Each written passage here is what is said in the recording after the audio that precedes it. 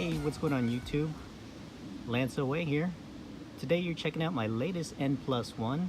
This is the 2018 Trek Crockett, and you're seeing it in gloss black, hits of Celeste green, that classic cycling color, and also some red. Picked this up 25% off at Trek. It did have a minor dent in the head tube. I'll show you that in a few minutes. But otherwise, I think the package was an okay deal. So it came out to $1,400 with the 25% off. And then once you throw in tax, this was a $1,500 bill. Good looking bike. It is a cyclocross specific bike, but with some of the geometry configurations that they placed in here, it is gravel ready, so and commute friendly as well. Let's check out what we got. So some of the main features on this bike and why I got it. I did want a through axle rig. I do want to get into some adventuring, so the through axles are a nice addition and make it just basically future ready. With any future bikes I get, you can swap out wheel sets and whatnot. Also, you've got the performance cable routing, which comes into the down tube here and exits along the down tube there. One of the main hang-ups about this bike is this very big loop. I'll come around the other side.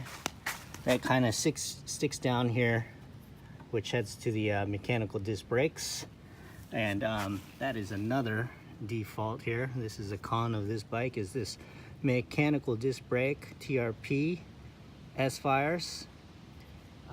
These are really bad brakes. The stopping power is very close, even maybe taking a back seat to some decent rim brakes. So if you get this bike, this is one of the first things you want to swap out. Get some hydraulic brakes, maybe some rivals, since the SRAM rivals is what it comes with in this package. So another feature why I picked up this bike was the 1x system. I don't currently ride 1x, but I was really curious about it, and I hope it can fill my my goals. Doing the 1x, that's a 40 tooth SRAM rival crankset, and then you got the SRAM rival derailleur. Definitely, if you want to do a lot of adventuring, you definitely want to change out the cassette. There's currently, the cassette is an 1132. I'd be looking at trying to get an 11/40 on there to do some major hills and be able to tackle anything. But you definitely have to upgrade this. This is probably a medium cage, and you'd have to get a long cage to be able to get over to the biggest cog. So let's go over the component list. Like I talked about, you've got the rivals. This is a Trek 300 series aluminum frame with BB 86.5 bottom bracket, flat mount disc brakes, and 12mm through axles, and it's got that 3S chain keeper. The fork is a Trek IsoSpeed carbon full disc steer, so it's very clean. There's not much to it, but as you know, if you go to the Trek checkpoints, you got a lot of mounting points and different configurations here. If you get the carbon one, you can get a mount on the top tube, fender mounts with the checkpoint.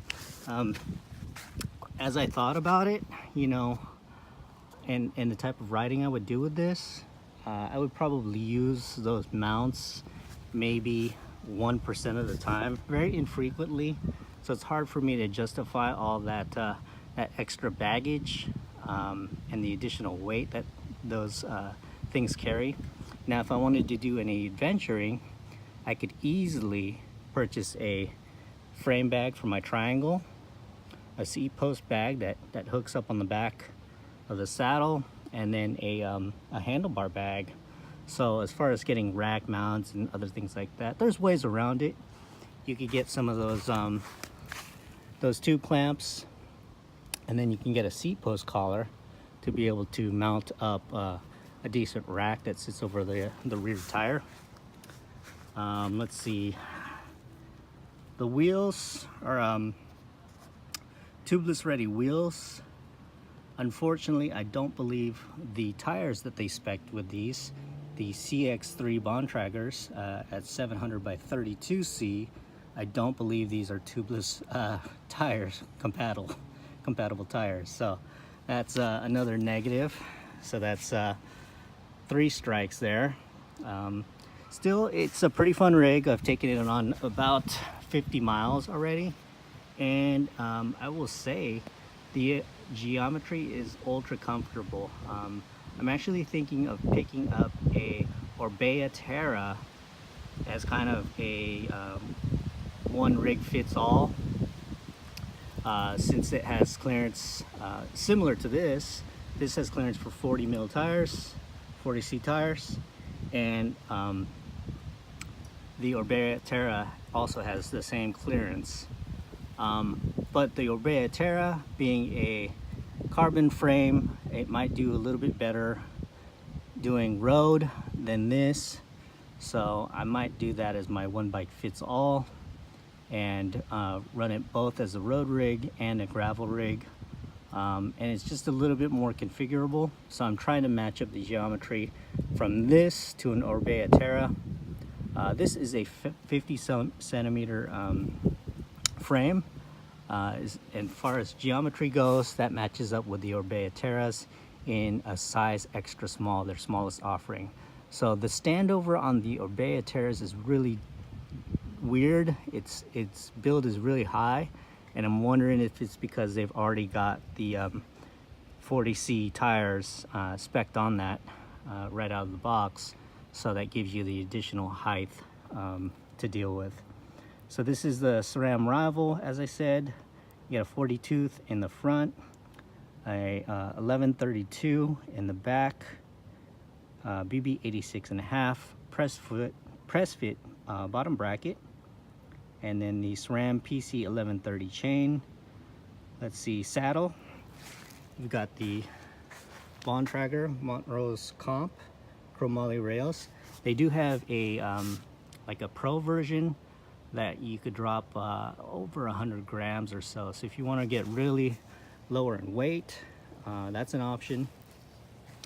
Seat post Bontrager alloy, handlebar Bontrager race, and compared with the Checkpoint handlebar, the Checkpoint's got that ISO damped handlebar with the gel insert, so it's a little bit thicker in grip, but is actually ultra comfortable, and definitely recommended if you want to do some adventure touring and some graveling. Let's see, anything else noteworthy?